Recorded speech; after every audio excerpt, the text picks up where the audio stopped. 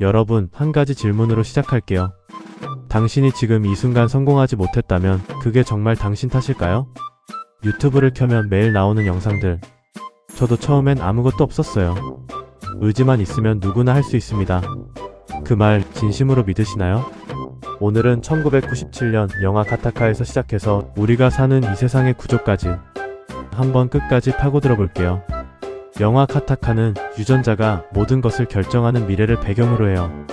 태어나기 전 유전자를 조작해서 만든 적격자와 자연 임신으로 태어난 부적격자로 세상이 나뉘어 있죠. 주인공 빈센트는 부적격자예요. 심장 질환 가능성이 있고 30살을 넘기기 어렵다는 판정을 받았어요. 하지만 그의 꿈은 우주 비행사. 그래서 그는 사고로 하반신이 마비된 적격자 제롬이 유전자 정보를 사서 신분을 세탁해요. 제롬의 피, 소변, 머리카락으로 매일 자신이 아닌 사람인 척 살아가는 거죠. 그리고 결국 우주선을 타게 됩니다. 영화는 이 장면을 감동으로 포장해요. 빈센트의 유명한 대사와 함께요. 난 되돌아갈 힘을 남겨두지 않았기에 저들을 이길 수 있었던 거야. 멋있죠? 근데 잠깐만요. 이 영화를 보고 많은 사람이 이런 말을 해요. 의지만 있으면 된다. 한계는 스스로 만드는 것이다. 저는 이 메시지가 불편합니다. 왜냐고요? 첫째, 생존 편향 때문이에요. 빈센트는 성공했어요. 그런데 그와 똑같은 조건에서 우주를 꿈꿨다가 실패한 수백만 명은요? 그 사람들은 의지가 부족해서 실패한 걸까요? 아니면 시스템이 그들을 막은 걸까요? 영화는 성공한 한 명만 보여줘요. 실패한 나머지는 화면에 나오지 않아요. 이걸 생존 편향이라고 합니다. 둘째, 빈센트의 성공은 순수한 의지가 아니에요. 제롬이 없었다면 불가능했어요. 적격자의 신분을 빌려야만 했다는 것, 그게 무슨 뜻인지 생각해보세요. 시스템을 이기기 위해 결국 시스템이 원하는 것을 훔친 거예요. 의지의 승리가 아니라 구조 안에서의 편법이었던 거죠. 셋째, 현실에서 심장 질환자가 우주의 중력을 견디는 건 의지의 영역이 아니에요. 그냥 생물학적으로 위험한 일이에요. 마음만 먹으면 신체 한계도 극복할 수 있다는 메시지, 이게 누군가에게는 희망이 아니라 가혹한 압박이 될 수 있어요. 근데 사실 이 얘기, 영화 얘기만이 아니에요. 지금 유튜브를 켜보세요. 저도 흙수저였어요. 이 방법 하나로 월 처음 벌었습니다. 안 되는 건 없어요. 의지의 문제예요. 이 말들이 가타카의 빈센트와 다른 게 있나요? 이 영상들의 공통점이 있어요.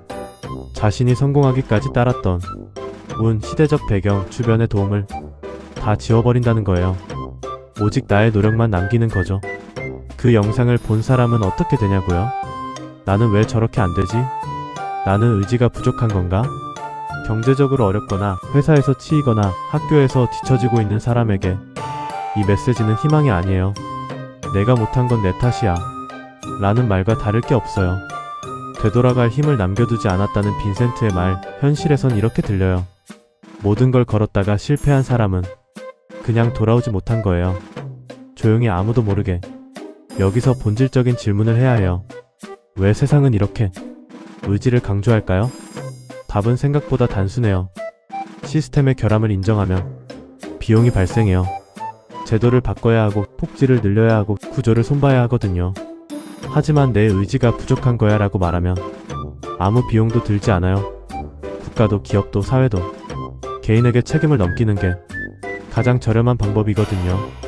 약자를 위하는 척하면서 실제로는 노력하면 된다는 굴레에 가둬서 평생 시스템 아래서 쓰이게 만드는 거예요.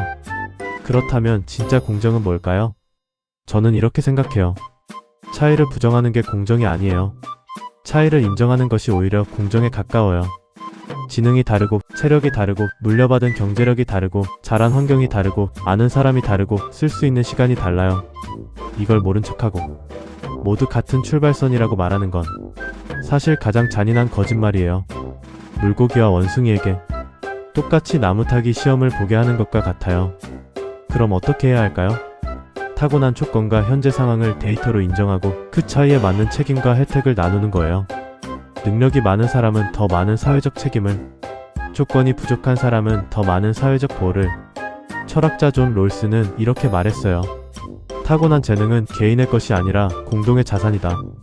능력 있는 사람이 더 많이 버는 것은 그것이 능력 없는 사람 이상 또 나아지게 할 때만 정당하다는 거죠. 여기서 반론이 나와요. 능력이 낮다고 판정받으면 박탈감 느끼지 않냐? 저는 이 질문 자체가 문제의 핵심을 찌른다고 생각해요. 지금 시스템에서 받는 박탈감과 투명하게 차이를 인정받는 박탈감, 어느 쪽이 더 클까요? 지금은 이래요. 왜 저 사람이 나보다 잘 나가는지 이유를 몰라요. 인맥인지 운인지 집안인지. 실패하면 결론은 하나예요. 나는 의지가 약한 사람이야. 존재 자체를 부정당하는 거예요. 반면에 데이터로 차이가 인정되면 이렇게 생각할 수 있어요. 나는 이 조건 때문에 힘들었던 거야. 그건 내 잘못이 아니야. 박탈감을 강조하며 차이 인정을 막는 사람들, 그들이 진짜 범인일 수 있어요. 왜냐면 차이가 투명하게 드러나면 그들이 누리던 보이지 않는 특권도 함께 드러나거든요. 이 시스템에서 중요한 건 강제가 아니라 선택이에요. 영혼을 갈아 넣어서 고능력자로 인정받고 그만큼 누리며 살 것인지, 아니면 적당한 수준을 유지하면서 세금 혜택과 사회적 보호 안에서 안정적으로 살 것인지, 그건 각자 개인이 결정하는 거예요.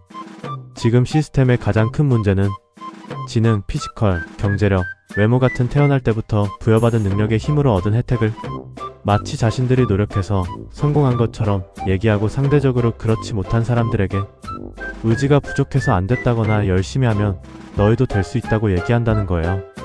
반대로 타고난 능력이 부족한 사람들 또한 인정해야 해요. 사실 이 부분이 더 어려운 것 같아요. 투명하게 내 능력을 드러내고 그에 맞는 삶을 선택하는 게 훨씬 합리적인 구조가 되는 거죠. 가타카의 빈센트는 결국 우주에 갔어요. 근데 생각해보면 그게 정말 아름다운 결말일까요? 그는 자기 자신이 아닌 채로 평생을 살아야 했어요. 시스템이 정직하지 않았기 때문에 그도 정직할 수 없었던 거예요. 우리가 원하는 세상은 빈센트처럼 남의 신분을 빌려야만 꿈을 이룰 수 있는 세상이 아니에요. 내 실제 모습이 데이터로 인정받고 그 안에서 내가 원하는 삶을 선택할 수 있는 세상이에요. 의지보다 구조가 먼저입니다. 오늘 영상 어떠셨나요? 댓글로 여러분 생각을 남겨주세요. 구독과 좋아요는 이런 영상을 계속 만들 수 있는 힘이 됩니다. 다음 영상에서 만나요.